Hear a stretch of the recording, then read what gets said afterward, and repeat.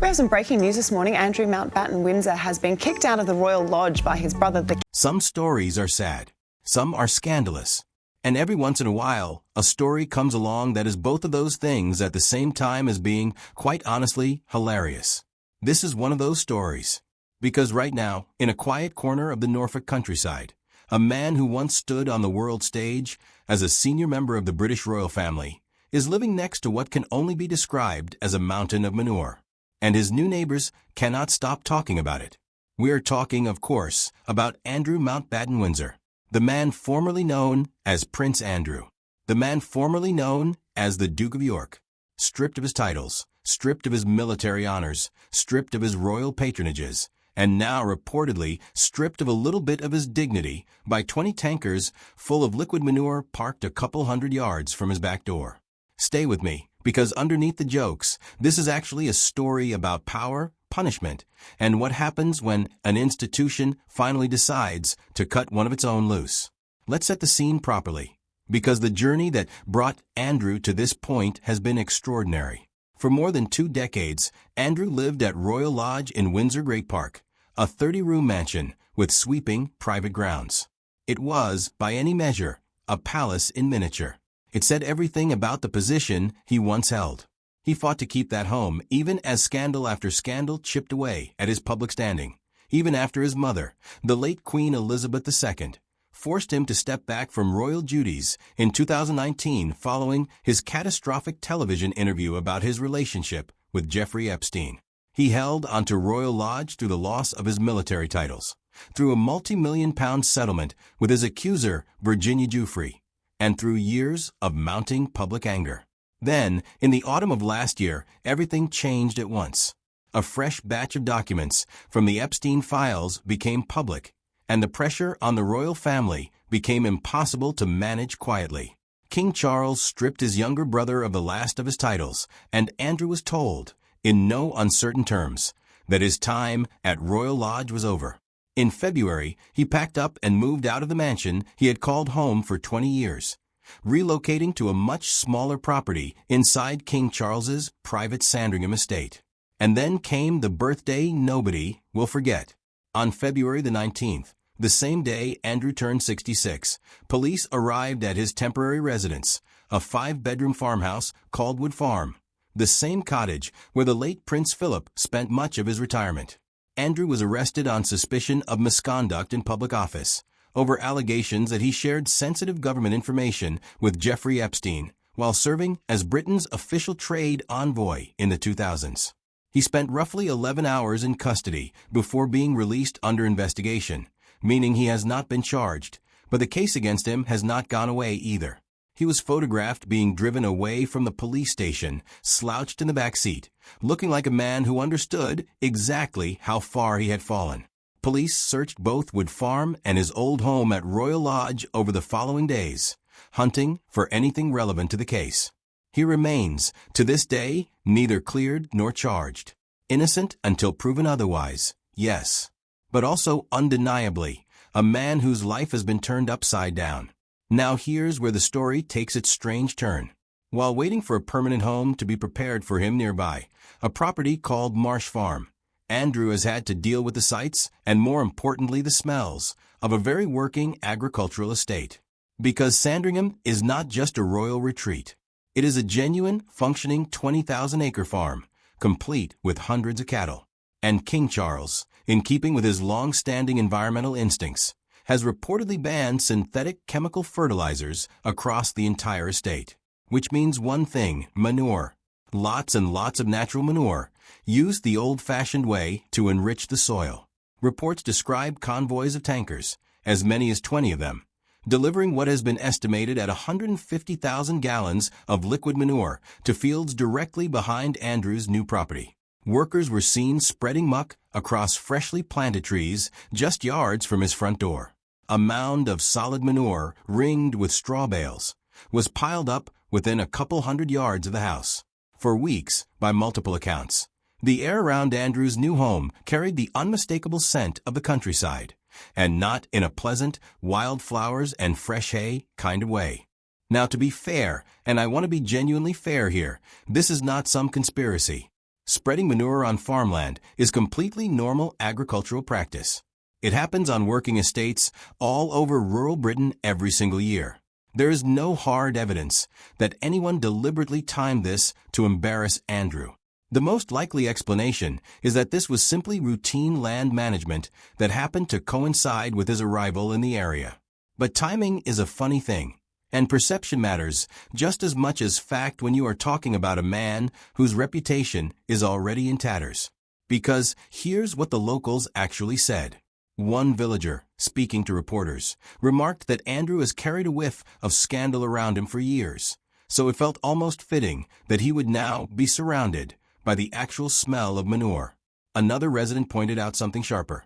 Since King Charles personally owns Sandringham, he is ultimately the one responsible for everything that happens on it, right down to where the muck gets dumped, and joked that maybe the king was trying to send his brother a message.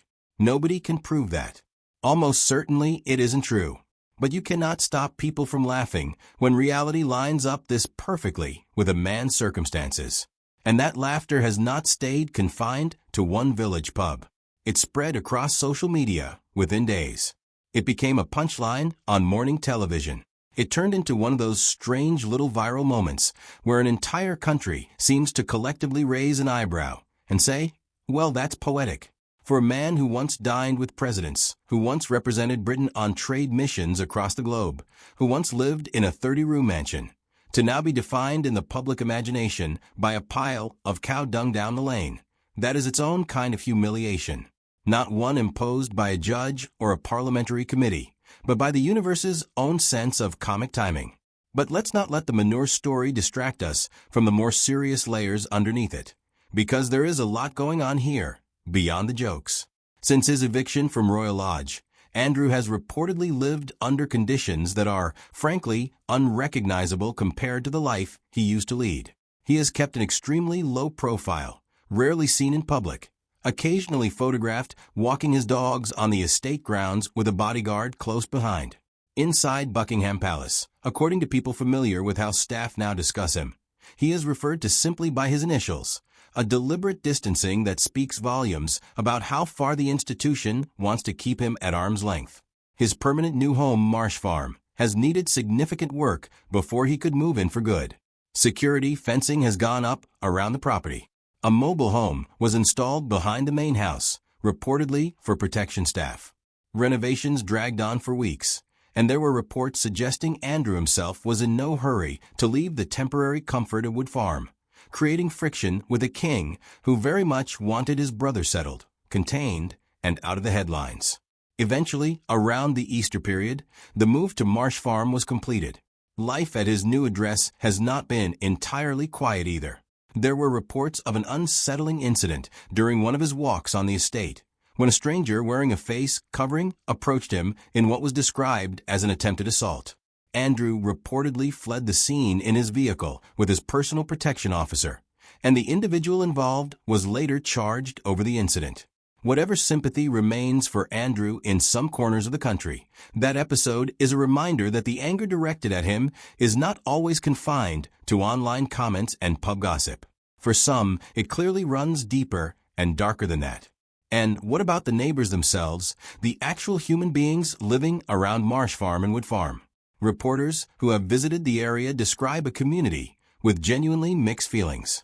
Some residents want absolutely nothing to do with him, still furious about his association with Epstein and unwilling to extend an ounce of goodwill.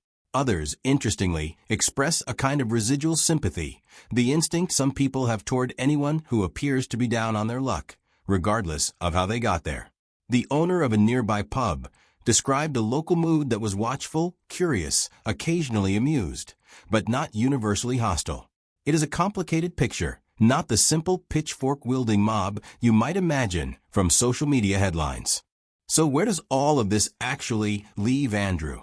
He is a man stripped of his titles, evicted from his mansion, arrested on his own birthday, released without charge but very much still under investigation, and now settled into a smaller, heavily secured property that even his own new neighbors have joked smells like exactly what people think of him. He has not spoken publicly about any of it in any substantial way.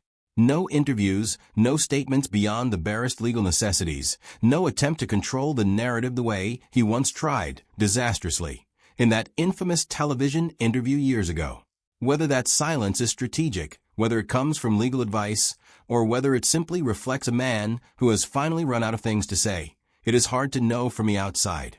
What we do know is that the institutional protection that once shielded Andrew for years appears to have evaporated. The palace no longer manages his reputation with careful, quiet diplomacy. The police investigation continues in public view. His new home became a punchline that traveled around the world within days. And his own brother, the king, now presides over an estate where even the fertilizer schedule has become a national talking point. Is there something almost theatrical about all of this? Absolutely. It is very hard not to laugh at the image of a man who once cut ribbons at trade summits, now living beside a literal mountain of manure. But underneath the humor sits a genuinely serious set of questions. Was Andrew's conduct as trade envoy improper? And did he really share sensitive information with a convicted sex offender? Will the ongoing investigation ever produce formal charges? Or will it quietly conclude with no further action? And what does it say about an institution as old and image-conscious as the British monarchy that it has, apparently, decided the cost of protecting Andrew any further outweighs whatever loyalty it once felt it owed him? None of us know exactly how this ends. Maybe Andrew eventually fades entirely from public life, tucked away on a working farm, walking his dogs, smelling the manure, and being quietly ignored by the family that once needed him for photo opportunities and diplomatic visits. Maybe the investigation produces something far more serious, and this entire chapter becomes just the opening act of a much bigger legal reckoning. Either way, one thing already feels true. The version of Andrew, who once assumed the world would always make room for him, is gone. What's left is a man in a farmhouse, behind a new security fence, next to a very large, very public pile of manure, while an entire country watches and, in more than a few cases, laughs. So here's what I want to know from you. Do you think this is simple poetic justice for a man who spent years dodging accountability, or has the punishment, even the informal, symbolic kind delivered by a pile of muck and a village gossip mill, started to go further than fairness really requires for someone who has not been charged with any crime? Let me know what you think in the comments. And if you want to stay updated as this investigation continues to develop, make sure you are subscribed, because this story is very far from finished.